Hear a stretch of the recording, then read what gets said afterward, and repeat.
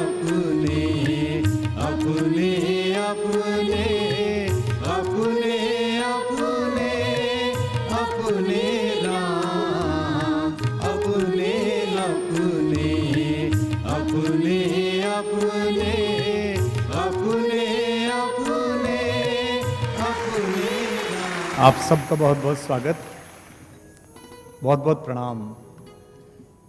मैंने कल के सत्र में कहा था कि अगर हर मनुष्य ये सोच ले कि सामने वाले में ईश्वर है, तो मुझे लगता है कि मुझे आपकी बजाय आपके अंदर बैठे हुए राम को प्रणाम करना चाहिए। सबसे पहले तो आभार इस बात का कि आपने कल शाम जो है मुझे सहज कर दिया। उसका सबसे बड़ा सबूत यह है कि लगभग 2000 लोगों में से 600-700 लोगों ने अपने प्रश्न लिख कर दिए। इसके दो तात्पर्य हैं। एक तात्पर्य तो कि लोग अच्छा से सुन रहे थे, तभी सवाल पैदा हुआ, और दूसरा यह कि इतने वर्ष होने के बाद, इतने सारे लोगों को सुनने के बाद, इतनी बात होने के बाद, हमारे जन जीवन में लोक आस्था के सबसे बड़े प्रतीक के बारे में इतने सवाल हैं लोगों के मन में। मुझे आश्चर्य हुआ कि 19 साल की एक लड़की का एक सवाल था, वही सवाल 82 साल के कोई सज्जन यहां आए हैं हॉल में, उनका भी सवाल था। जो मेरे हाथ लगे, मैं उनमें से कुछ सवाल लेके आया हूं। उनमें से कुछ सवाल ऐसे भी थे जो मुझे नहीं पता, और मैंने कल भी आपसे कहा था कि सर्वज्ञ होने का भ्रम परमात्मा को चुनौती देने जैसा है, और जो ईश्वर को चुनौती देता है वो बचता नहीं है। आज कुछ नए श्रोता भी आए हैं। ये किसी ने सवाल पूछा है, यहां से अधिवक्ता हैं लिखने वाली, इन्होंने कहा कि देह मृत्यु के उपरांत दान करना चाहती हूं, मगर संशय है कि जो विधान हमें सिखाया गया, अगर वो पूरा नहीं हुआ अंतिम संस्कार से, तो आत्म शांति मिलेगी कि नहीं मिलेगी। मर्यादा पुरुषोत्तम राम पृथ्वी पर आए थे, आप सब जानते हैं। जितने भी पैगंबर आए हैं, जितने भी ईश्वर के संदेश देने वाले लोग आए हैं, वो मनुष्य का शरीर धर के आए हैं, और राम ने अपने शरीर को अग्नि के हवाले नहीं किया था। राम ने सरयू के जल में स्वयं को समाहित किया था। तो अगर जीते जी आपने वो कर लिया है जो मरने के बाद मिलेगा, मरने के बाद क्या मिलेगा कि आपने इतने लोगों का भला किया, इसलिए आपको स्वर्ग अलॉट होगा। और अगर आपकी आंखों ने किसी अंधे को दृष्टि दे दी है, तो आपको यही स्वर्ग अलॉट होगा। और जिस भी बहन ने ये मुझे लिखा है, मैं उसकी सूचना के लिए बता दूं कि मैं पिछले वर्ष स्वयं देहदान कर चुका हूं। आपका जन्म महत्वपूर्ण नहीं है, आपकी मृत्यु महत्वपूर्ण है। यह सोचकर देखिए कि आज अगर मैं ना रहूं तो मेरे बारे में लोग क्या सोचेंगे। आद्य शंकराचार्य तो 40 पूरी नहीं कर पाए, उसके बाद सनातन धर्म को जिंदा कर दिया। दशमेश पिता गुरु गोविंद सिंह के पुत्र बैठे हैं यहां पर पगड़ी वाले, उनको भी पूरी आयु नहीं मिली, लेकिन आज तक उनके नाम पर पूरी दुनिया में लोग बाग अपने संकल्प की शपथ लेते हैं। 80 साल की, 82 साल की, 90 साल की निरर्थक जीवन से 23 साल का भगत सिंह का जीवन ज्यादा प्रासंगिक है, ज्यादा महत्वपूर्ण है।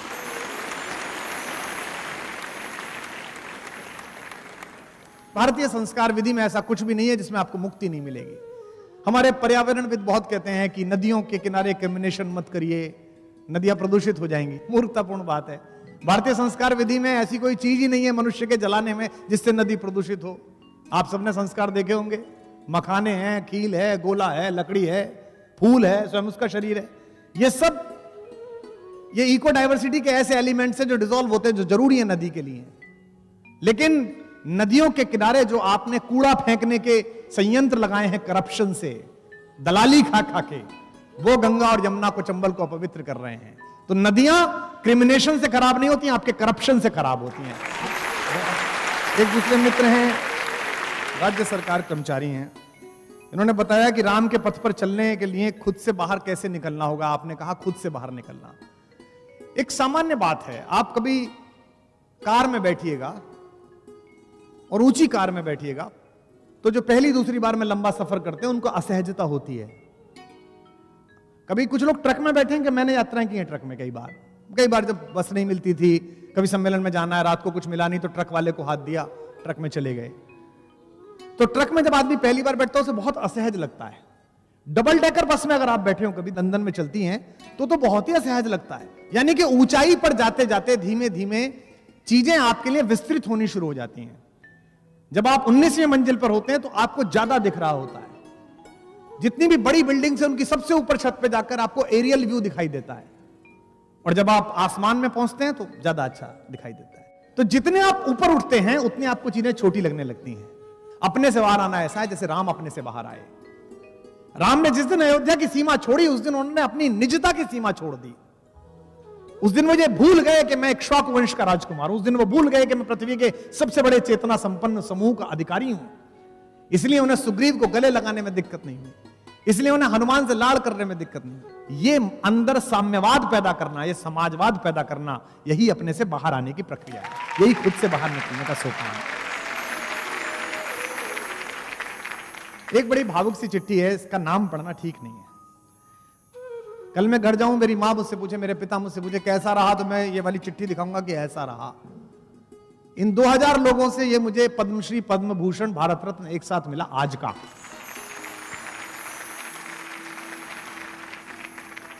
इन्होंने लिखा है कि आदरणीय कुमार विश्वास जी, मैं अजमेर का निवासी हूं, आपका कार्यक्रम सुनने आया। मेरे बड़े भाई साहब जूनागढ़ में रहते हैं। दोनों के बीच में संपत्ति को लेकर 40 वर्षों से विवाद चल रहा था।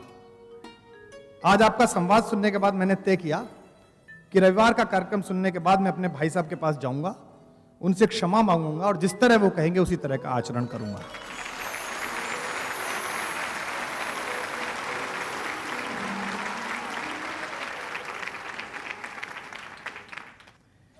एक सज्जन है, ये एडवोकेट है, वकील साहब हैं, मुझसे पूछा इन्होंने कि राम मंदिर कब बनेगा। सवाल अच्छा है पर गलत आदमी से पूछ लिया आपने। आपकी चिंता यह है कि राम मंदिर कब बनेगा, और मेरी कोशिश यह है कि भारत के हिंदू, मुसलमान, सिख, ईसाई के मन का मंदिर राम मंदिर कब बनेगा, उसके मन में राम मंदिर का बनेगा। ये एक अध्यापन करते हैं जैन साहब, इन्होंने कहा है कि श्री राम तो इस दुनिया के भगवान थे, भगवान को तो सब पता होता है, उससे कुछ छुपता नहीं है। फिर ये क्या हो गया कि माँ सीता का जब अपहरण हुआ तो राम सीता की खोज के लिए पेड़ पौधों तक से बात पूछने लगे। वे तो सर्वज्ञ थे, उन्हें यह पता नहीं था कि यह बड़ी अजीब सी हरकत है। कृपया समाधान करें, मुझे बचपन से इस बात की शंका थी। इसमें कोई लज्जित होने की बात नहीं, मुझे भी शंका थी। 6ठी क्लास में जब गुरुजी ने पढ़ाया कि हे खगमृग हे मधुकर श्रेणी तुम देखी सीता मृग नैनी, तो मुझे लगा हम बड़े अजीब आदमी है भाई, ये खगमृग से पूछ रहे हैं कि सीता कहां देखी। इसका तात्पर्य क्या है? मैं जिस कॉलेज में पढ़ा, इंटर कॉलेज में, जब मैं अंदर जाता था तो उसपे एक पट्टा लगा हुआ था बहुत बड़ा संगमरमर का, उस पर लिखा हुआ था कि इस कॉलेज की स्थापना महात्मा लटूरी सिंह जी ने की। आर्य समाज के बड़े एक प्रवाचक हुए लटूरी सिंह। तो मैंने अपने लोगों से पूछा, अध्यापकों से पूछा, जिज्ञासा थी कि लटूरी सिंह कौन है। लटूरी सिंह जी हमारे इलाके के एक बड़े जमींदार थे। लटूरी सिंह जी अभिनय करते थे। तो चौमासे में कोई काम होता नहीं हमारे गांवों में, भारत में चातुर्मास में, तो हर बार वो एक नाटक मंडली बुलाते थे और अभिनय करते थे। एक बार लटूरी सिंह जी ने गांव में एक मंडली बुलाई नाटक करने के लिए, और उस मंडली ने बाबा गोरखनाथ मत्स्येंद्र नाथ वाला नाटक किया, भर्तृहरि, जिसमें भर्तृहरि ने सब कुछ त्याग दिया था। उसमें भर्तृहरि का अभिनय कर रहे थे बाबा लटूरी सिंह खुद। उस समय वो चौधरी लटूरी सिंह जी थे, बड़े आदमी थे, पत्नी थी, बच्चे थे, बहुएं थी। 9 दिन का नाटक था। लटूरी सिंह जी ने 8 दिन अभिनय किया। लोग कहते थे अद्भुत अभिनय किया लटूरी सिंह ने। 8वें दिन जब वो रात को खाना खा रहे थे तो अपनी पत्नी से बोले, कल सांग का आखिरी दिन है, कल तुम मत आना। तो बोले मैं मतलब हम सब? बोले नहीं, बहुओं को भेज देना, बेटे आ जाएंगे, तुम घर पे रहना। लेकिन महिलाओं के अंदर शक होता है कि आज क्यों मना कर रहा है, रोज बुलाता है, आज क्यों कह रहा है। लटूरी सिंह ने कहा बस तुम 8 दिन आई ना, बहुत अच्छा, तुम मत आना। अब चौधरी साहब की पत्नी चौधराइन को लगा सब चले गए, घर से अकेली बैठी है, क्या करूं, पता नहीं क्या हो रहा होगा। और जब शंका में पति गया हो तो कल्पना बहुत तेज चलती है। उस समय तो जो रिकॉर्डेड कॉल आती है किसी महिला की, वो भी किसी और की लगती है। तो लटूरी सिंह की पत्नी को लगा कि जाना तो चाहिए यार, देखना तो चाहिए कि हो क्या रहा है। तो लटूरी सिंह की पत्नी ने घूंघट निकाला, अकेली गई, और सांग में जो सामने लोग बैठे थे उनमें बैठने की बजाय पड़ोस के घरों की एक छत पे महिलाओं के बीच छुप के बैठ गई, यहां से देख लूंगी। अब सांग प्रारंभ हुआ। नटराज की स्तुति के बाद लटूरी सिंह जी ने अभिनय प्रारंभ किया। जब अभिनय समापन के अवसर पर आया तो लटूरी सिंह जी ने भर्तृहरि बन के राजा के कपड़े उतारे और योगी के कपड़े पहने और अपना डायलॉग बोला कि इस प्रकृति में उपलब्ध शंकर को साक्षी मानकर यहां जल रही अग्नि को साक्षी मानकर मैं भर्तृहरि आज ये घोषणा करता हूं कि आज से कोई धन धान्य भूमि का मैं अधिकारी नहीं हूं। मेरा कोई पुत्र नहीं है, मेरी कोई मां नहीं है, मेरी कोई पत्नी नहीं है। दुनिया की सारी महिलाएं मेरी मां हैं, मेरी बहन हैं, मेरी बेटियां हैं। मैं आज इस गृहस्थ जीवन को त्याग कर योगी के जीवन में प्रवेश करता हूं। लोगों ने तालियां बजाई, अच्छा अभिनय हुआ, बहुत अच्छा अभिनय हुआ। जैसे ही वो बोल रहे थे तो ऊपर से कोई एक औरत बोल गई जो लटूरी सिंह जी की पत्नी की जेठानी लगती थी। तो वो जेठानी जो उनकी भाभी थी वो बोली, लटूरी तेरी लुगाई बैठी है यहां। तो लोग हंस पड़े, जैसे आप हंस पड़े। लटूरी सिंह ने ध्यान नहीं दिया, वो अभिनय करते रहे, तालियां वालियां जैसी बजती रही। कार्यक्रम समापन हुआ, लोगों ने कपड़े बदल लिए, लटूरी सिंह ने भगवा पहने रखा। मंडली के प्रधान ने कहा, चौधरी साहब कपड़े बदल लीजिए। बोले भोजन के लिए भिक्षा ले आऊं। और उन्होंने वहां रखा हुआ जो काम आता था कटोरा, अभिनय में उसको उठाया और गए और अपने द्वार पर जाकर बोले कि मां भिक्षा दो। उनकी पत्नी निकल कर आई। उन्होंने कहा कपड़े चेंज नहीं करे। तो उन्होंने कहा मैंने आपसे कल निवेदन किया था कि जिस समय मैं अभिनय करता हूं मेरे अंदर शंकर होते हैं। मैं एक क्षण उस अभिनय के असत्य में नहीं जाता, मैं उसे सत्य जीता हूं। और आज आपके सम्मुख मैंने घोषणा की कि पृथ्वी की और यहां उपस्थित सारी महिलाएं मेरी मां हैं। उस दृष्टि से आप मेरी मां हुई। आज से मैंने ये संसार त्याग दिया, ये जीवन त्याग दिया।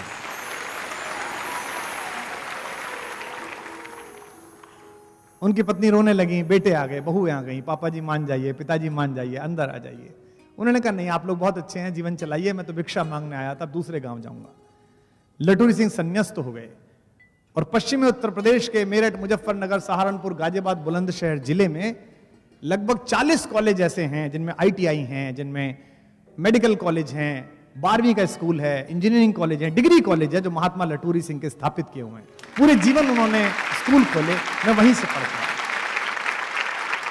अगर लटूरी सिंह एक अभिनय जीने के लिए 1 घंटे में इतने प्रकृतिस्थ हो सकते थे कि उन्होंने अपना जीवन त्याग दिया, तो राम जो विष्णु की 8 कलाओं से युक्त होकर पृथ्वी पर आए हैं, वो इस मनुष्य जीवन के अभिनय को जीने के लिए इतने आत्मीय तो हो ही सकते थे कि पशु पक्षी से रोकर पूछे कि मेरी पत्नी कहां है, मुझे कहां जाना चाहिए। शिक्षक हैं मीणा साहब, इन्होंने लिखा है कि आपने श्री राम से प्रभावित होकर अपने अपने राम प्रोग्राम कराया, बहुत अच्छा है। क्या भविष्य में राष्ट्रीय अंतर्राष्ट्रीय स्तर पर इसी प्रोग्राम की तर्ज पर अपने अपने राम, अपने अपने रहीम, अपने अपने बौद्ध, अपने अपने ईसा मसीह, अपने अपने महावीर जैसा सर्वधर्म प्रोग्राम होगा? क्या आदिवासियों के लिए भी कोई प्रोग्राम होगा? अगर आदिवासी नहीं होंगे, वंचित नहीं होंगे, दलित नहीं होंगे, तो राम भी नहीं होंगे। राम की पूरी यात्रा उन्हीं से है, राम उन्हीं के बनाए हैं। तो मुझे लगता है कि पहला चरण है। इसे पढ़कर मैं बहुत हंसा। ये आर्य साहब हैं, कितने भोले हैं। देखिए, मैं एक व्यवसायी हूं, व्यवसाय में रोज 50 बार झूठ बोलता हूं। अपने राम को जीवन में उतारने की चेष्टा करता हूं, पर कर्म क्षेत्र में अपने आप को अलग कर पाना कठिन महसूस होता है, असहाय महसूस करता हूं। मार्गदर्शन करिएगा। बहुत मुश्किल काम है जी, आपने सवाल पूछा है, मुझ पे भी अभी नहीं सधा, कोशिश में हूं। लेकिन एक बात मैं आपको बता दूं, थोड़ा मुश्किल लगता है, एक बार कर लो फिर मुश्किल नहीं लगता। पतन की राह या उत्थान की राह एक कदम बढ़ने के बाद सारा सरल हो जाती है। पतितों की भी राह आसान हो जाती है। जैसे एक क्षण के 100वें हिस्से में आपको निर्णय लेना पड़ता है, और एक बार आप वो कठोर होकर निर्णय ले लो तो उसके बाद सब सही हो जाता है। मैंने जीवन में 2-4 विपत्तियां देखी हैं जिन्हें तात्कालिक रूप से सांसारिक विपत्ति कहा गया, लेकिन एक क्षण के 100वें हिस्से में मैंने खुद से बात की। और ये 100वां हिस्सा कौन सा है? ये 100वां हिस्सा वो है कि अंधेरे कक्ष में दशरथ ने बुलाकर राम से कहा कि बेटा कल राज्याभिषेक नहीं होगा, अपनी पत्नी से कहो कपड़े बदले और तुम सुबह जाओ। ये सेकंड का 100वां हिस्सा है। एक क्षण में राम ने तय किया जो पिता कह रहे हैं वही करना है। ये सारा संघर्ष प्राप्त और पर्याप्त के बीच का संघर्ष है। जो हमारे पास प्राप्त है, अगर वो हम पर्याप्त मान लें तो संघर्ष समाप्त हो जाएगा।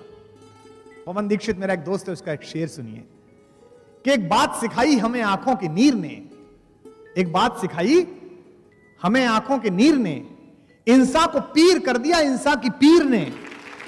और अगला शेर सुनिएगा कि एक बात सिखाई हमें आंखों की नीर ने, इंसा को पीर कर दिया इंसा की पीर ने। चिड़ियों को चुगते देख रहा था कि अचानक हंसकर कटोरा फेंक दिया एक फकीर ने।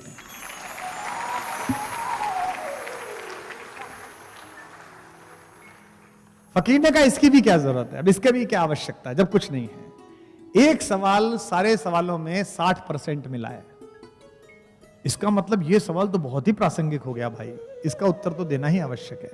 यह सवाल है कि मां सीता ने सदैव राम का साथ निभाया हर कष्ट में, लेकिन उसके बाद भी अग्नि परीक्षा लेने के बाद भगवान राम ने सीता का परित्याग क्यों किया? ये एक सवाल है जो लगातार है, और अगर इतने लोगों के अंदर है तो मुझे लगता है कि आज कुछ किया न जाए, इस सवाल का उत्तर तो जरूर दिया जाना चाहिए। लेकिन उससे पहले, जैसा मैंने कल कहा था कि मनुष्यता ने जितना बड़ा सपना देखा है वो राम से बड़ा सपना नहीं देखा, कि मानवता की खुली आंख के सबसे सुंदर सपने राम, मानवता की खुली आंख के, गाइए, सबसे सुंदर सपने राम, जिह्वा वाणी अर्थवती हो गई लगी जब जपने राम, जिह्वा वाणी अर्थवती हो गई जब जपने राम, मानवता की, पीछे वाले भी, खुली आंख के सबसे सुंदर सपने राम, मात पिता गुरु जन परिजन ने अपने अपने देखे थे, मात पिता गुरु जन परिजन ने अपने अपने देखे थे, दुनिया भर ने देखे अपने अपने अपने अपने राम, दुनिया भर ने देखे अपने अपने अपने अपने राम, मानवता की, जोर से, खुली आंख के सबसे सुंदर सपने राम, अपने अपने अपने अपने अपने अपने अपने राम, सूरदास के रसिक शिरोमणि मीरा के नटवर नागर, सूरदास के रसिक शिरोमणि मीरा के नटवर नागर, वाल्मीकि तुलसी कंबन के अपने अपने अपने राम, वाल्मीकि तुलसी कंबन के अपने अपने अपने राम, मानवता, कोई खामोश ना हो, खुली आंख के सबसे सुंदर सपने राम, अपने अपने अपने अपने अपने अपने मंगल भवन मंगल हारी, द्रिवहु सुदशरथ अजर बिहारी, अपने अपने अपने अपने अपने अपने अपने राम, मानवता की खुली आंखें।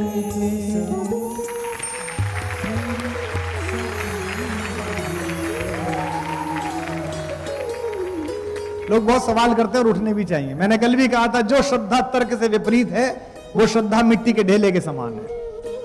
छोटे बच्चा हमारे यहाँ घर में संस्कार होते हुए देखता है, पंडित जी एक पीली मिट्टी का ढेला मंगाते हैं, उसके ऊपर एक कलावा बांधते हैं और कहते हैं इसमें गणेश जी की स्थापना हो गई। ये हमारी धारणाओं में है कि हमने कण कण में ईश्वर की व्याप्ति मानी है, लेकिन इसको अगर सिद्ध नहीं करा तो वो बच्चा आपको समझेगा नहीं।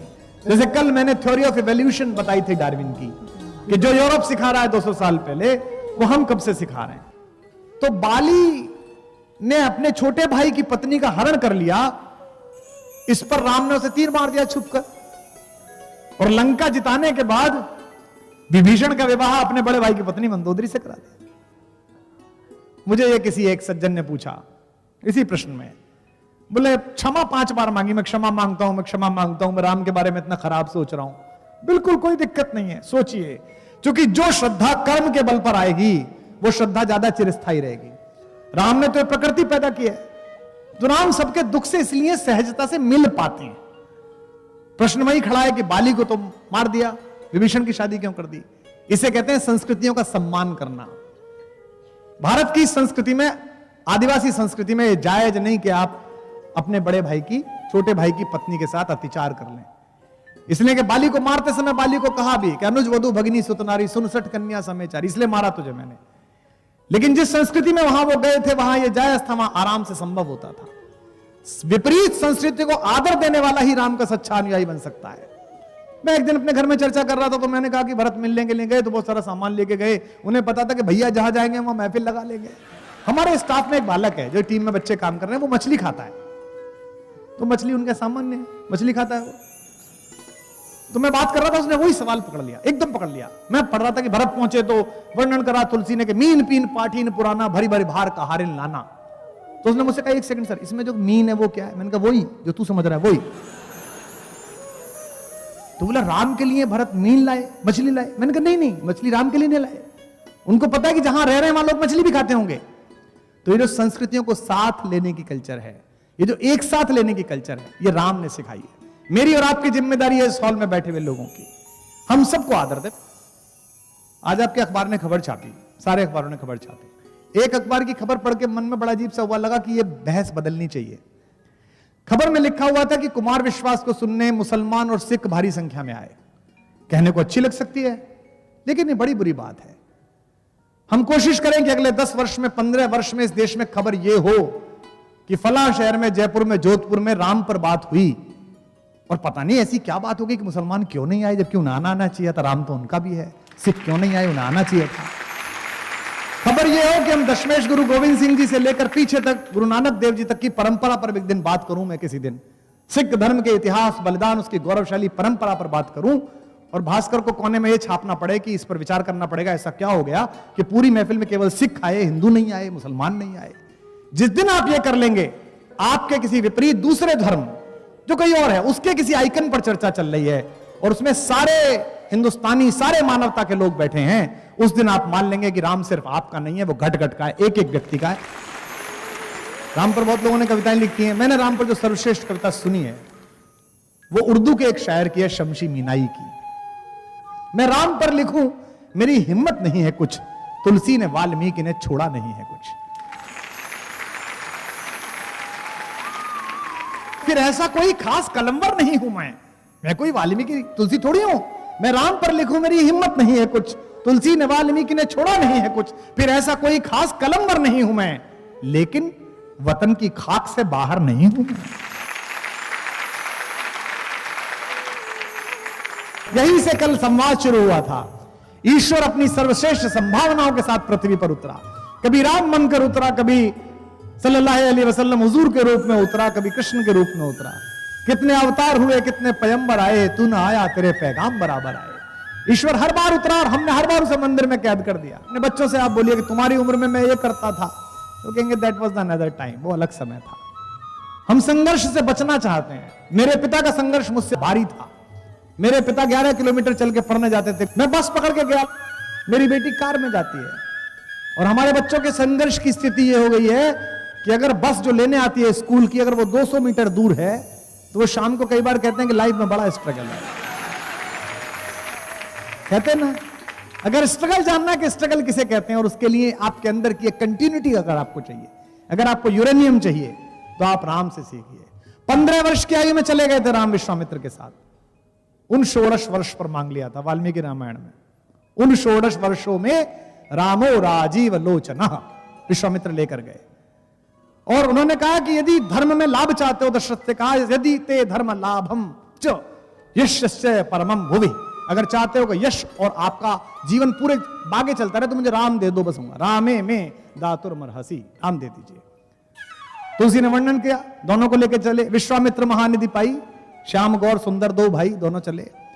10 दिनों की साधना में विश्वामित्र ने राम को सारे अस्त्र दिए, दंड चक्र दिया, धर्म चक्र दिया, काल चक्र दिया, बला और अतिबला विद्याएं दी। लक्ष्मण को अतिबला विद्या दी जिसमें आंख खोलकर नींद आ सकती है, अर्जुन के पास भी थी, इसलिए अर्जुन का नाम गुड़ाकेश है। अर्जुन के 12 नाम है। जब अर्जुन वहां लड़ने के लिए गया था वहंडला बनकर, तो विराट के बेटे ने इसी अलवर के पास पूछा कि भाई तुम कैसे लड़ लोगे? उसने कहा मैं अर्जुन हूं। तो उसने कहा नहीं तू झूठ बोल रहा है, तो अर्जुन नहीं है। उसने कहा ये हमारे हथियार टंगे हुए हैं। बोले हथियार तो कोई भी उतार सकता है। तो उसने कहा कि 12 नाम तेरे कौन से हैं बता। तो अर्जुन ने अपने 12 नाम बताए कि मेरा नाम भारत है, किरीटी है, सव्यसाची है, कौंतेय है, परंतप है, गुड़ाकेश है। 12 के 12 नामों के बारे में बताया। निद्रा पर विजय पाने वाला। तो लक्ष्मण को अतिबला विद्या दी। जो लोग पढ़ने नहीं जाएंगे, जो लोग गुरु के साथ नहीं जाएंगे, जो लोग अपने से बड़े से नहीं सीखेंगे, उन्हें कुछ नहीं मिलेगा। ये राम की कहानी बताती है। गुरु ग्रह गए, पढ़ने रघुराई आए नहीं पढ़ाने के लिए, खुद गए। आजकल क्या है, थोड़ा पैसा ट्यूटर लगा लेते हैं, घर में बुला लेते हैं। संदीप ऋषि के पास गए कृष्ण पढ़ने के लिए, वहीं सुदामा मिले, वहीं दोस्ती हुई, गुरु रह गए, पढ़न रघुराई, अल्पकाल विद्या सब पाई, थोड़े समय में विद्या लेके लौट आए। तो अतिबला विद्या दी जिसमें आंख खोल कर आप बैठ सकते हैं। इसलिए याद होगा, आप सबने पढ़ा होगा, कल मैंने मैथिली शरण गुप्त की बात की थी। उनका जन्मदिन था कि जब दोनों सोते थे सीता और राम कुटिया में, तो पूरी रात लक्ष्मण पहरा देते थे। जाग रहा है कौन धनुर्धर जबकि भुवन भर सोता है, भोगी कुसुमा युद्ध योगी सा बना दृष्टिगत होता है। इस कुटीर में क्या धन है? कवि पूछता है कि जिसकी रक्षा में रत इसका तन है, मन है, जीवन है, ऐसा क्या इसके अंदर है? तो गुप्त जी जवाब देते हैं, मृत्यु लोक मालिन्य मेटने, इस लंका का नाश करने, इस उपभोक्तावाद की लंका को नष्ट करने के लिए मृत्यु लोक मालिन्य मेटने स्वामी संग जो आई है, 3 लोक की लक्ष्मी ने यह कुटिया आज अपनाई है।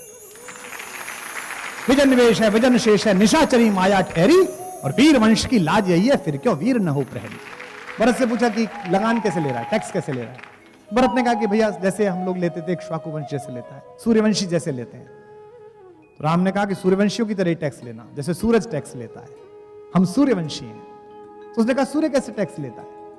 तो तुलसी ने उसका अनुवाद करके बताया, सूरज कैसे टैक्स लेता है। पृथ्वी पर जितना भी पानी है वो हमारी कमाई है, वो जीवन है, उसे सूरज समेटता है, समुद्र से समुद्र का समेटता है, तालाब से तालाब का समेटता है, यहां तक कि हमारी अंजुरी में जो चले उसको भी समेट लेता है, आपको पता ही नहीं चलती। तो वो सब टैक्स ले लेता है।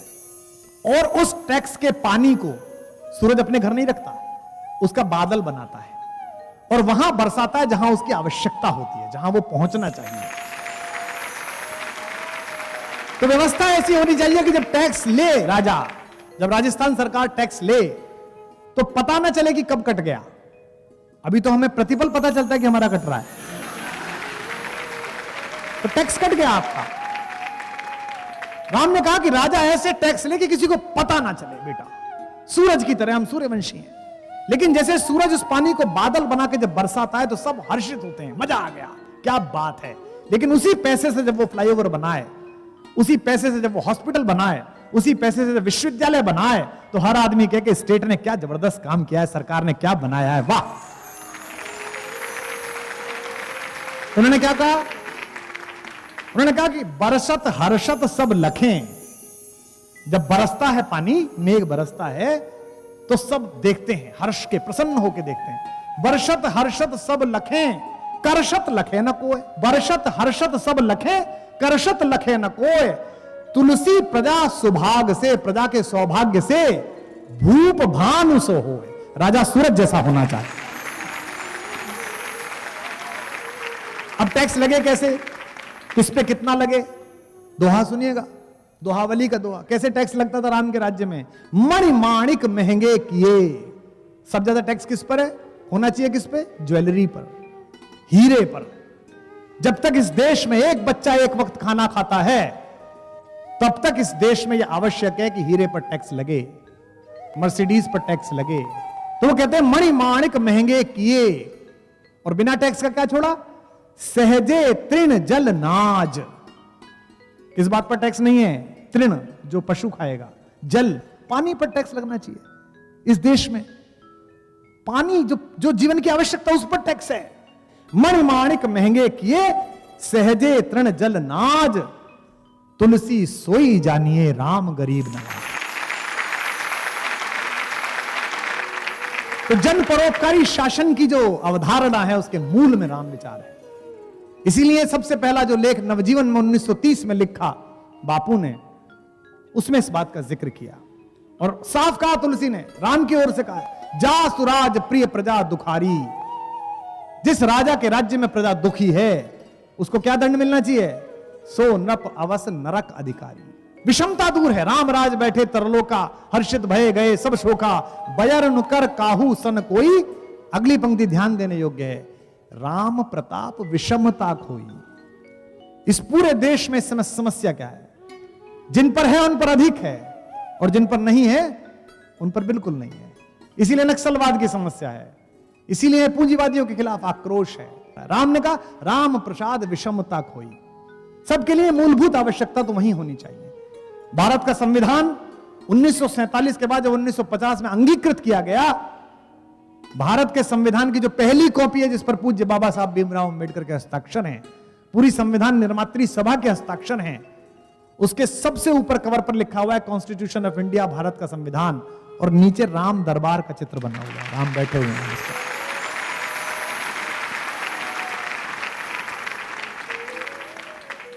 मैं यूनिवर्सिटी ऑफ विक्टोरिया में भाषण दे रहा था न्यूजीलैंड में 3 साल पहले।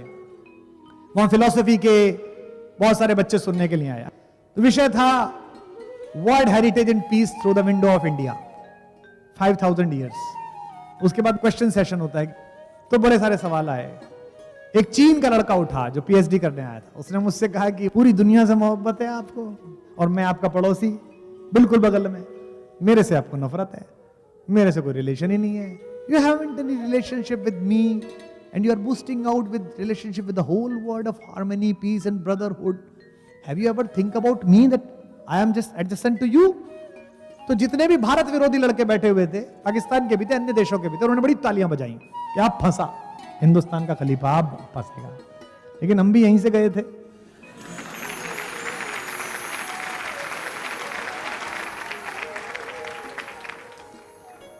बोला दुनिया को ब्रदरहुड सिखा रहे हो और मैं तुम्हारा पड़ोसी हूं, मेरे साथ तुम्हारे ब्रदरहुड के रिलेशन नहीं है। तो मैंने जवाब दिया, मैंने कहा बेटा ऐसा है, if you want to greet me as a seller, I am a buyer for you. अगर विक्रेता की तरह मेरे दरवाजे पे तू आता है तो मैं खरीदार हूं, मोल लगाऊंगा। And if you greet my door as a son of Buddha, I will greet you as a brother, मैं भाई की तरह मिलूंगा। हनुमान बल हैं, प्रकृति के पुत्र हैं, सूर्य का ताप है, पवन की शांति है, सोने के किले में जाते हैं लेकिन रहते नहीं है। हनुमान नॉन रिटर्निंग इंडियंस नहीं है। उनसे पूछिए, कई बार हमारे कई साथी वहां रहते हैं कि क्यों नहीं आते, क्वालिटी ऑफ लाइफ बहुत अच्छी है। तो हनुमान लंका में रह नहीं रहे, गए, देख के काम करके लौट आए। उन्हें पता है कि सोने के लालच में फंसे तो दुनिया से कट जाएंगे, जो लंका कटी। बीवी की नहीं सुनोगे, जैसे मंदोदरी की नहीं सुनी। आपको पता है मंदोदरी की नहीं सुनी? पंचकन्याओं में पूजित है मंदोदरी, हमारे गांव के पास की है, हमारी मां है, मेरठ की है। मय नामक राजा की बेटी थी, मयराष्ट्र, मेरठ, वहां से आई थी। उन्होंने रावण को बहुत समझाया। रावण रोता था शयन कक्ष में जाके कि सीता मेरी तरफ देखती नहीं है। एक गुजराती में कहानी आती है, मंदोदरी ने कहा कि पति को देखा नहीं क्या रोते। उसने कहा ठीक है, तुम तो मायावी हो, वो तुम्हें रावण समझती है। ऐसा करना, कल चुपके से राम का वेश बन के चला जाना और उससे कहना कि मैं राम आ गया हूं, वो तुम्हारे गले मिलेगी, तुम्हारे साथ रह लेगी, तुम्हारी इच्छा पूरी हो जाएगी। इस पर रावण और रोया। मंदोदरी ने कहा अब क्या हुआ? उसने कहा मैंने 2-3 बार ये प्रयास किया कि मैं राम का वेश धारण करूं, लेकिन मैं जैसे ही राम का वेश धारण करता हूं, मुझे तुम्हारे अतिरिक्त दुनिया की हर स्त्री अपनी मां, अपनी बहन, अपनी बेटी नजर आने लगती।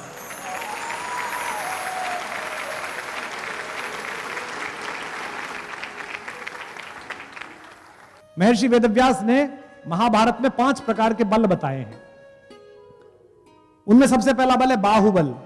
अगर आप किसी के ऊपर डंडा उठाते हैं तो इसका मतलब आप वीर नहीं है। सबसे कम मंत्रियों से परिचय, अमात्यो लाभ हो, अमात्य लाभ, अमात्य से मिलने वाला लाभ, मंत्रियों से परिचय। तीसरा बल है धन बल, पैसे का बल। चौथा बल क्या है? अभिजात्य बल। आप किस खानदान में पैदा हुए, किस वंश में पैदा हुए, यह अभिजात्य बल है। और सर्वश्रेष्ठ जो बल महर्षि वेदव्यास ने महाभारत में बताया, वो बताया बुद्धि बल। तो पवन तनय इन सब बलों का समुच्चय है, उनकी कोई उपमा नहीं है। इसलिए तुलसी कहते हैं पवन तनय तुम पवन समाना, राम से राम सिया सी सिया। तो इसलिए वो सारे बलों का समुच्चय हैं और उनकी खुद की कोई अपनी आइडेंटिटी नहीं है। जिसका काम कर रहे हो उसकी आइडेंटिटी है। कल भी यहां आरएएस अधिकारी बैठे थे, कई आईएएस अधिकारी मैं देख रहा हूं, कई पुलिस में काम करने वाले लोग बैठे हुए हैं। आपके पास जो स्टार लगा हुआ है, आपके विजिटिंग कार्ड पर जो अशोक चक्र लगा हुआ है, वो भारत के 125 करोड़ लोगों के हस्ताक्षर से आपको मिला है। तो आपकी शक्ति उस एक आदमी की शक्ति है जो सड़क पर खड़ा हुआ है। इसलिए सीता को परिचय देते समय भी हनुमान ने नहीं बताया कि मेरे पिताजी का नाम पवन है, मेरी मां अंजनी है, मैं बचपन में ऐसा कर गया था। नहीं, रामदूत में मात जानकी, सत्य शपथ करुणा निधान की। इसलिए राम उन्हें पुत्र भी मानते हैं, भाई भी मानते हैं, साथी भी मानते हैं। लेकिन राम पूरे मानस में या किसी कथा में उन्हें सेवक नहीं कहते। राम उन्हें भाई कहते हैं, तात कहते हैं, मित्र कहते हैं, साथी कहते हैं, सेवक नहीं कहते। लेकिन एक पंक्ति नहीं ला सकते जहां हनुमान स्वामी के अलावा कुछ नहीं होता। आज विश्व मैत्री दिवस है। मैंने कभी एक शेर कहा था कि दोस्त ना मिल सके वो शोहरतो सामा ना हो, दोस्त ना मिल सके वो शोहरतो सामा ना हो, दोस्त ना मिल सके वो शोहरतो सामा ना हो। द्वारिका क्या है जहां कोई सुदामा ना हो। राम के मित्र देखिए, राम के 3-4 मित्र हैं। राम के सबसे पहले मित्र जिनसे राम को गति मिली कि अब क्या करना है, वो कौन है? सुग्रीव। कौन व्यक्ति है?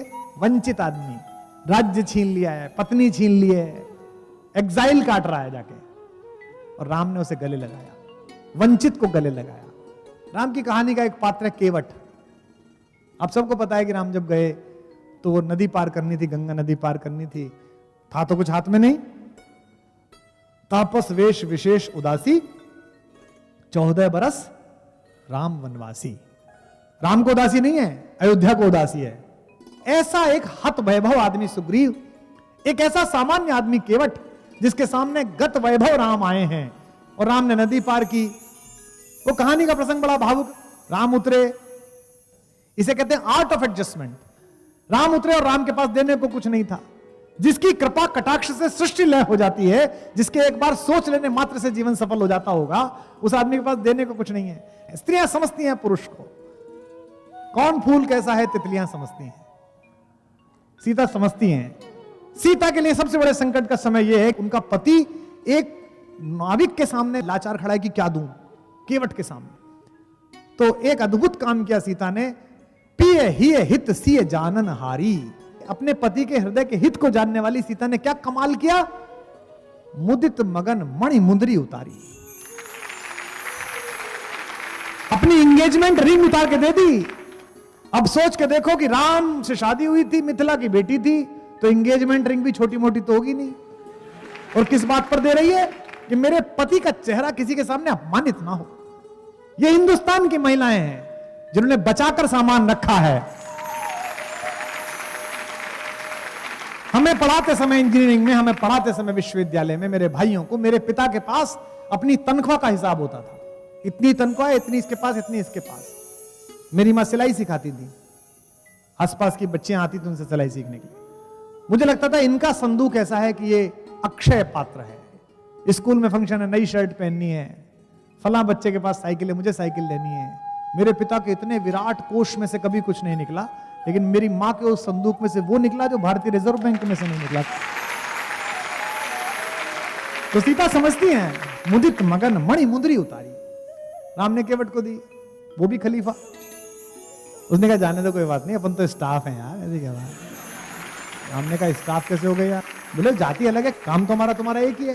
बोले तुम भवसागर पार कराने का काम करते हो, हम ये गंगा पार कराने का काम करते हैं। राम ने कहा यार उधार रह गया तो फिर कैसे चुकेगा? बोले ले लेंगे, तुमसे ले लेंगे। बोले कब लोगे? तो बोले आज हम नहीं ले रहे पार उतारने का, जब मर के हम आए तो तू मत लेना पार उतारने का बराबर का हिस्सा। एक केवट की मैत्री है। और समझ लेना राम की कहानी में इसका विस्तार पूरी दुनिया में है, यह भी समझ लेना। मैं फ्लाइट बदल रहा था, न्यूयॉर्क से कैलिफोर्निया जा रहा था, सैन होजे। 2-3 घंटे का अंतर था, तो मैं दुकान में चला गया, किताब की दुकान में। वहां एक किताब पे उस पर बंदर बना हुआ था, बड़ा सा बंदर, हाथ में एक गदा लेके, जिसमें कांटे निकले हुए थे। डगलस नाम का राइटर था, लिखा हुआ था the country of monkey man. तो मुझे लगा यार इस आदमी से तो अपना रिलेशन कुछ होगा, मंकी मैन। फ्लाइट में किताब पढ़ी। आपने सबने पढ़ा होगा कि राम जब गए पृथ्वी छोड़कर, उससे पहले अपने भतीजों को, अपने भाइयों को, सबको बांट के बराबर बराबर गए। कुश ये संभालेगा, लव ये संभालेगा, भरत के बेटे सबको राज्य देकर गए। यहां तक कि हनुमान के एक औरस पुत्र हैं मकरध्वज, उनको पाताल लोक का शासन देके गए। तो पता है आपको, एक जगह है, एक देश है होंडुरास, उसको कंट्री ऑफ मंकी मैन कहा जाता है। उस किताब में उस देश का वर्णन है, वहां के नागरिक ने लिखी है। वहां की हर दीवार पर, वहां के हर पत्थर पर एक बंदर बना हुआ है, और यह माना जाता है कि लाखों वर्ष पहले किसी बंदर ने यह बसाए थे। अगर ग्लोब को आप भारत की ओर से नीचे सीधा छेदें और नीचे जाएं पाताल लोक में सीधे, तो वो होंडुरास में जाके निकलती है सुई। अब आखिरी सवाल पे आते हैं, जिस पर चर्चा हुई और जिस पर बहुत सारे लोगों को आपत्ति भी है, जिस पर मुझे बात करनी है। सीता मही की महिमा है, पृथ्वी से निकली है। पुरते निकसी रघुवीर वधु धर धीर दये डग में मगध है। राम का कैसा रिलेशन है? ऐसा राम निकाल देगा क्या? ऐसी पत्नी को छोड़ देगा राम? कैसा राम है? पुरते निकसी रघुवीर वधु धर धीर दये डग में मगध है। जल की भरी भाल कनी, जल की पुट सूख गए मधुरा दर्द में। फिर बूझती हैं चलनो अब के तिक पर्ण कुटी करी हो के तुझे। पिय की लखी आतुरता सिय की, अखियां अति चारु गई जल चुए। सीता के चरणों में कंटक लगा, इस बात से राम रो पड़े, और वो राम सीता का परित्याग कर देगा। जिन्होंने कहानी सुनाई आपने मानी। तृणधारी ओट कहत वैदेही, सुमरी अवधपति परम स्नेही। अवध के राजा राम को स्मरण करते हुए परम स्नेह के साथ सीता, हर बार रावण जब आता था बात करने के लिए, मैं तुझे उठा लूंगा, मैं तुझे जबरदस्ती ले जाऊंगा, मान जा। सीता क्या करती थी? एक तिनका उठाया और सामने रख देती कि ले इसे पार कर ले। अब यहाँ जो कुछ विज्ञान के बच्चे बैठे हैं सुनने आए इंजीनियरिंग कॉलेज के, वो कहेंगे साहब ये तो बड़ी बात हो गई, इतना बड़ा आदमी सबको उठा ले मार ले। मैंने कहा इसका प्रतीक शास्त्र पकड़ो। रक्षाबंधन आ रहा है 15 अगस्त को, जितनी बहनें बैठी हैं यहाँ पर वो सब सुने, सब बच्चियां सुने। तृणधर ओट कहत वैदेही, सुमरि अवधपति परम स्नेही। ऐसा क्या हो गया कि तिनका रखने पर मां सीता में इतना आत्मविश्वास आ गया और कहा कि इसे पार करके दिखा दे। क्यों? संस्कृत से पूछिए क्या नाम है सीता का? भूमिजा, भूमि से पैदा हुई। और तिनको को क्या कहते हैं? भूमिज, भूमि से पैदा हुआ। और इस हॉल में बैठी हुई महिलाएं अपने कलेजे पे हाथ रख के बताएं, पति के साथ रहते भी वो इतना सुरक्षित अनुभव नहीं करती जितना बाई के साथ रहने का अनुभव करती। तो वो जो तिनका है वो प्रतीक शास्त्र है, वो भाई है सीता का। और सीता कहती है उस लंपट से, लंकेश से, कि वो हीमैन तो बाद में आएगा जिससे मेरी शादी हुई है, ये मेरे भाई साहब में पहले इनसे ही मिल, तू यहां पर आ जा। आपको क्या लगता है जिस सीता ने धनुष उठा दिया पोचा लगाते समय, जो रावण पर उठा नहीं, वो लंका से जा नहीं सकती थी? वो रावण के कारागृह को तोड़ के जा नहीं सकती थी? सीता की अशोक वाटिका में जो कारावास है वो हमारे देश की शांति का नैतिक सत्याग्रह है, सिविल डिसोबीडियंस। वो वहां पर बैठी हैं। सीता बंधन में है, बाध्य नहीं है।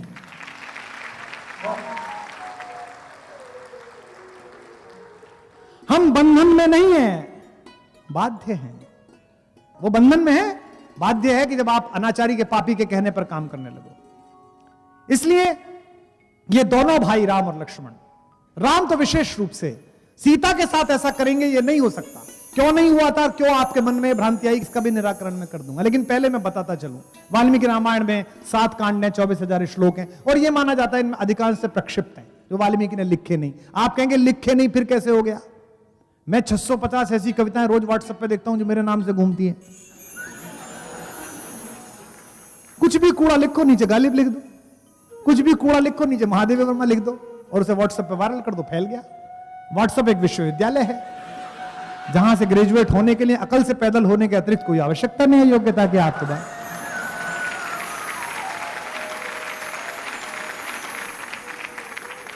वाल्मीकि रामायण में अहिल्या से जब मिलने के लिए राम गए, और पहली बार मैंने कल भी बताया था आपको इस प्रसंग में, दोनों भाइयों ने पहला काम किया कि चरण स्पर्श किए अहिल्या के। राघवौ तू सदा तस्या पादौ जगृहित, सबसे पहले चरण स्पर्श करे।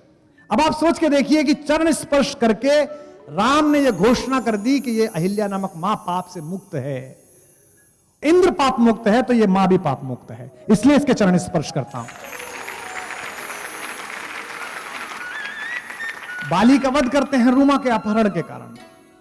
एक प्रसंग है वाल्मीकि रामायण में, जब वनगमन होने लगता है सीता विलाप करती हैं, कहती हैं, तर्क देती हैं कि मैं राजभवन से निकलूंगी, मैं तुम्हारे मार्ग के कंकड़ पत्थर साफ करूंगी। राम बहुत समझाते हैं उनको, और जब नहीं मानती हैं तो सीता को अपने साथ ले जाने का उपक्रम करते हैं। और ऐसा कहते हुए जो श्लोक आता है, ऐसा कहते हुए जो टिप्पणी आती है, उसमें राम ये कहते हैं कि वन छोड़ो, मेरे लिए तो स्वर्ग भी तेरे साथ जाए बिना संभव नहीं है। ऐसा कहने वाला राम क्या सीता का निर्वासन कर सकता है? फिर यह हुआ क्यों? जो उत्तरकांड बाद में जोड़ा गया वाल्मीकि रामायण में, वो महर्षि वाल्मीकि की कृति ही नहीं है। राम की महिमा को भंग करने के लिए ऐसी योजना बनाई गई कि उसमें 2 बातें ऐसी जोड़ी गई, 4 बातें ऐसी जोड़ी गई, शंभूक वध से लेकर सीता परित्याग तक, जिसमें शंका पैदा हो। और उत्तरकांड पर मैं अलग से किसी दिन बोलूंगा। उत्तरकांड में ऐसी 100 बातें हैं जिनको देख के आपको पता चलेगा कि ये अलग से जुड़ा है। आप देखिएगा कि जब वनवास हो रहा है, वनगमन हो रहा है, तो सीता को, राम को लाके कैकेयी ने कौपीन दिए हैं, वस्त्र। काशी में रहने वाला रेशम का कौपीन पहनता है। मरणम मंगलम यत्र विभूतिश्च विभूषणम कौपीनम यत्र कौशेयम सा काशी केन मीयते, ऐसी काशी।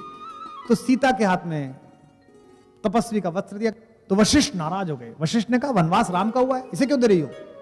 लेकिन जब कुटिलता छाती है तो आप चाहते हैं कि सामने वाला का और उत्पीड़न हो।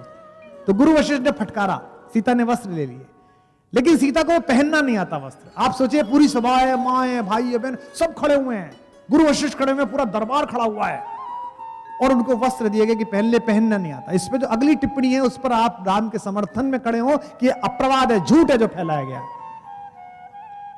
तो उस महफिल में राम ने वो काम किया जो प्रेम करने वाला पति कर सकता है। वो स्वयं आगे बढ़े और उन्होंने सीता को अपने हाथ से वस्त्र पहनाया।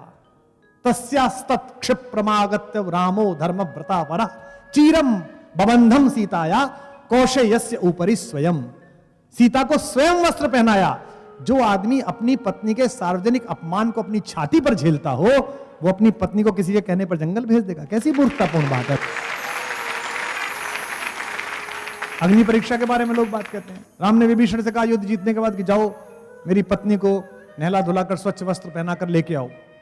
सीता ने कहा कि मैं बिना स्नान के पति का दर्शन करना चाहती हूँ।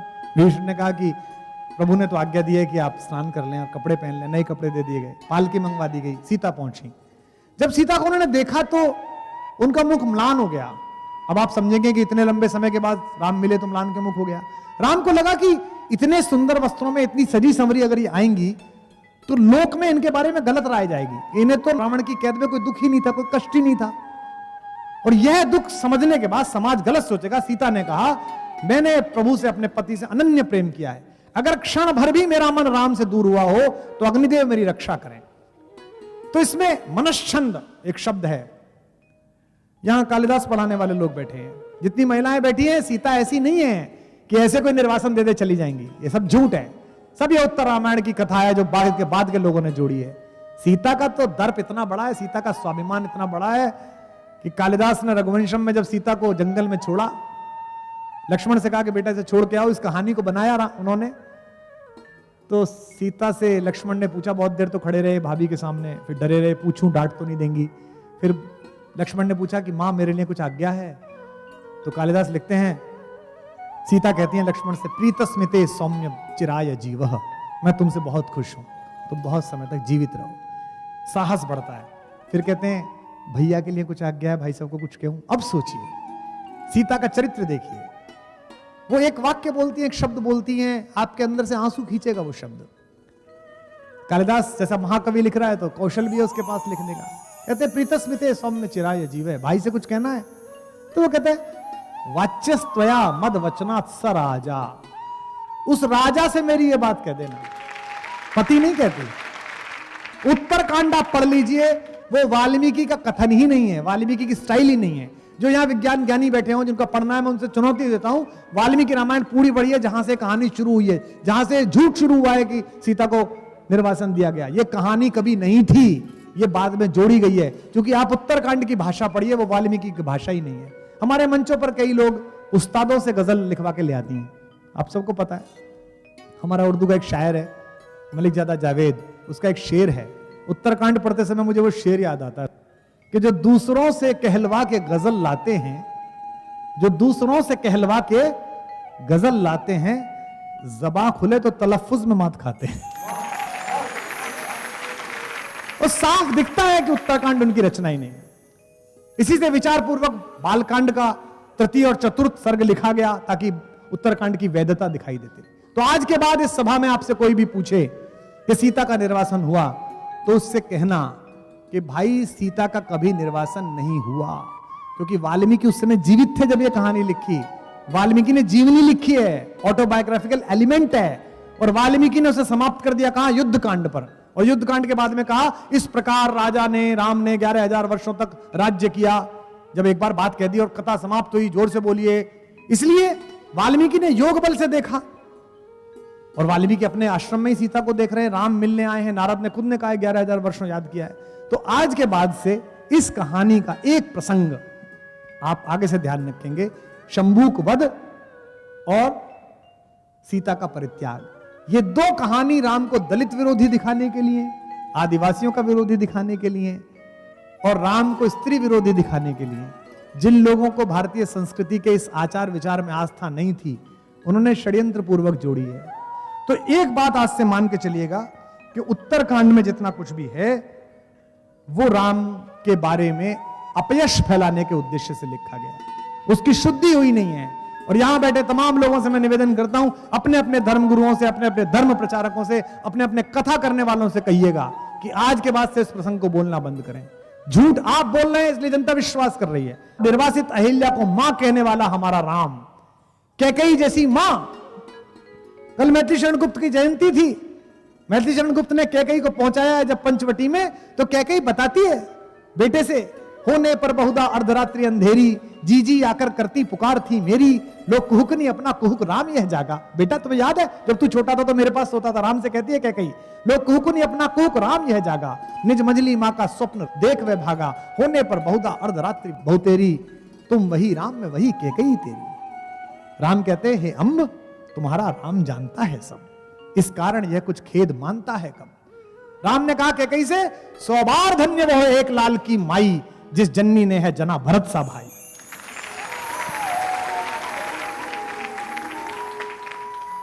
पागल सी प्रभु के साथ सभा चिल्लाई, 100 बार धन्य वह एक लाल की माई। जिसने घुसने पर सबसे पहले कैकेयी के पैर छुए, आप सबको मैंने कल बताया था, वो राम किसी महिला के बारे में, अपनी पत्नी के बारे में, जिसके बिना स्वर्ग नहीं जाना चाहता, ऐसी घटना कर सकता है। लेकिन हमारे यहां प्रवाद बहुत फैलते हैं, हमारे यहां अपयश बहुत फैलते हैं। हमारा कम्युनिकेशंस का देश है, एक बात गांव में फैलती है पूरे इलाके में फैल जाती है, अलग अलग तरीके से फैल जाती है। तो सबसे पहले तो अपनी इस आस्था, इस तर्क को दृढ़ करिए। मैं तर्क से सिद्ध कर रहा हूं, आज समय कम है, कल भी समय कम था, हर बार राम की बात करते समय कम पड़ता है, हरि अनंत कथा अनंता, समय कम है। इसलिए सबसे पहले अपने मन से स्वीकार कीजिए कि ऐसा आदमी, ये कैसे होता है कि अपने भाई के बारे में ऐसा कहते हैं, वो ऐसा नहीं कर सकता। तो सीता का जिस पर इतना भरोसा है, जिसके प्रति इतना विश्वास है कि वहां बंधन में रह के भी बाध्य नहीं है वो भारतेश्वरी, वो व्यक्ति उसे घर से निकाल देगा। ऐसी मूर्खता कैसे सोची जा सकती है। तो अगर आपको अपने पति पर भरोसा है, अगर आपको अपने भाई पर भरोसा है, अगर आपको अपने पुत्र पर भरोसा है, और आप सच्चे अंदर से मनुष्य हैं, तो आपको अपने राम पर भी भरोसा होना चाहिए कि उसने जीवन में ऐसा कोई काम नहीं किया।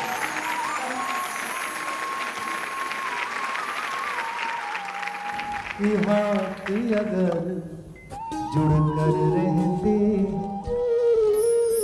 तो प्रणाम बन जाते हैं, हाथ अगर जुड़कर रहते हैं तो प्रणाम बन जाते हैं। संकल्पों की पुण्य वेदी पर सभी काम बन जाते हैं। संकल्पों की पुण्य वेदी पर सभी काम